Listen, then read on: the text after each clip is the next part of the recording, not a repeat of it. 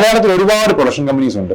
Actors തന്നെ on ചെയ്യുന്ന ഒരുപാട് പ്രൊഡക്ഷൻ കമ്പനീസ് ഉണ്ട്. കിടിലൻ പ്രൊഡക്ഷൻ കമ്പനീസ് ഉണ്ട്. ഇപ്പോൾ മമ്മൂട്ടി എടുക്കുകയാണെങ്കിൽ മമ്മൂട്ടി കമ്പനി, മോഹൻലാലിന്റെ ആശീർവാദ് സിനിമാസ്, ദുൽഖറിന്റെ വേഫെയർ ഫിലിംസ്, പൃഥ്വിരാജിന്റെ പൃഥ്വിരാജ് പ്രൊഡക്ഷൻസ്, ടൊവിനോയുടെ ടൊവിനോ തോമസ് പ്രൊഡക്ഷൻസ്, ദിലീപിന്റെ ഗ്രാൻഡ് പ്രൊഡക്ഷൻസ്, അങ്ങനെ ഒരുപാട് പ്രൊഡക്ഷൻ കമ്പനികളുണ്ട്. അപ്പോൾ അതിലേക്ക് ഇതാ പുതിയൊരു അതിഥി കൂടി വരികയാണ്. നമ്മുടെ എല്ലാം ഇഷ്ടതാരമായ ബേസിൽ ജോസഫ് തന്റെ ഓൺ പ്രൊഡക്ഷൻ കമ്പനി വരികയാണ്. ബേസിൽ ജോസഫ് എന്റർടൈൻമെന്റ് എന്നാണ് ഈ ഒരു പ്രൊഡക്ഷൻ കമ്പനിയുടെ പേരെന്ന് പറയുന്നത്.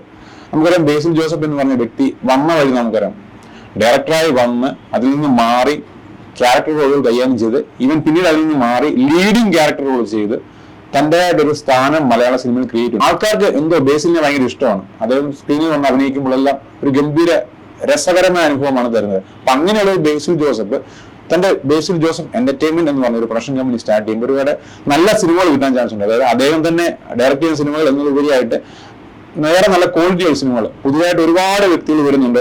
നല്ല കഥയുമായും അല്ലെങ്കിൽ സംവിധാനം ചെയ്യാനുള്ള കഴിവുകൾ വരുന്നുണ്ട്. അപ്പൊ അവർക്കെല്ലാം പക്ഷേ ഇതൊരു വലിയ ചാൻസ് ആയിരിക്കും. ഇപ്പം ബേസിൽ ജോസഫിന്റെ അടുത്തോട്ട് വരാനും അങ്ങനത്തെ സിനിമകൾ ലോഞ്ച് ചെയ്യാനും വരുന്നത്. അതിലുപരിയായിട്ട് നല്ല സിനിമകൾ കിട്ടട്ടെ. അതായത് നല്ല സിനിമകൾ മലയാളത്തിലേക്ക് ലോഞ്ച് ചെയ്യാൻ ബേസിലിന് കഴിയട്ടെ എന്ന് ആശംസിക്കുന്നു.